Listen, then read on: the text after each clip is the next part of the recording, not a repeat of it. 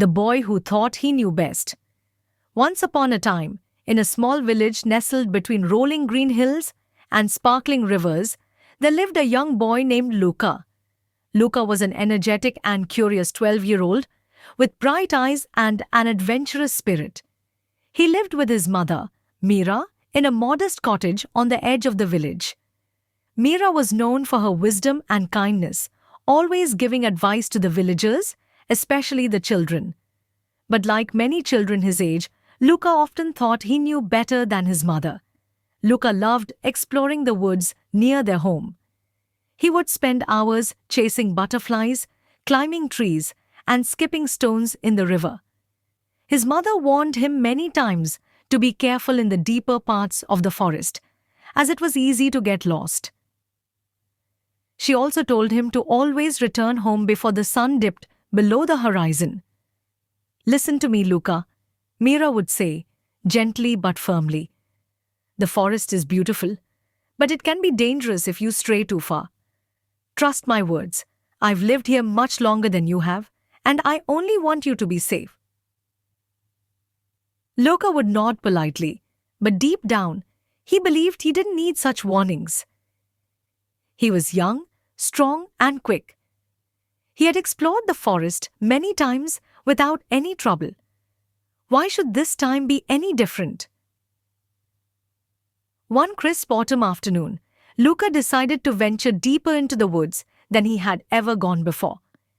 The air was cool and the golden leaves crunched beneath his feet as he wandered farther and farther from home.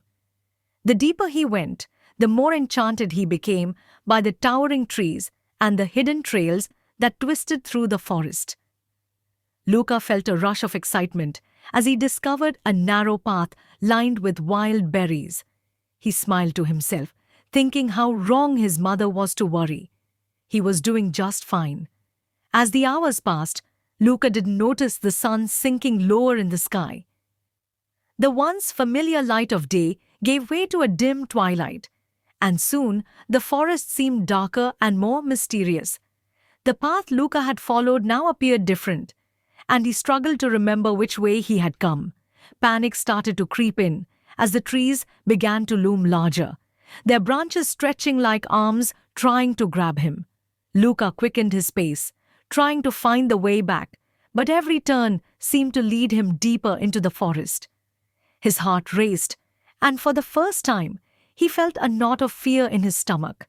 He wished he had listened to his mother's warnings. The forest that had once seemed so welcoming now felt like a maze with no end in sight.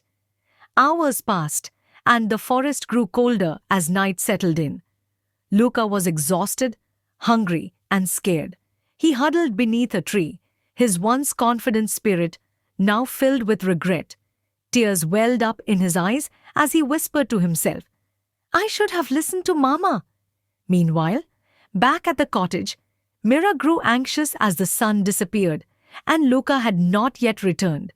She paced the floor, glancing out the window, hoping to see her son's familiar silhouette appear on the path.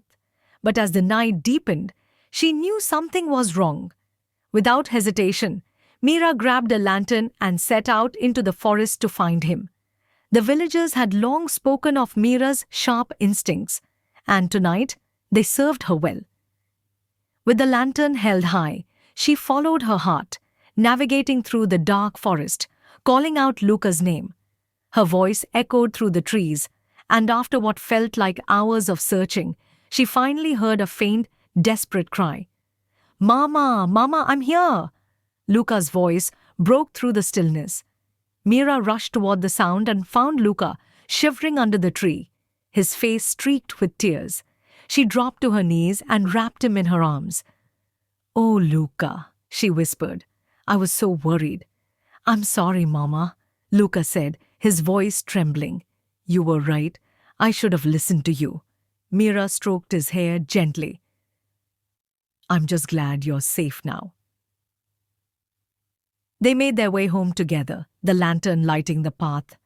As they walked, Luca realized how much he had taken his mother's wisdom for granted. She wasn't trying to spoil his fun or limit his adventures. She only wanted him to be safe because she loved him. From that day on, Luca listened more carefully to his mother's advice. He understood that her experience and love were guiding him, not holding him back.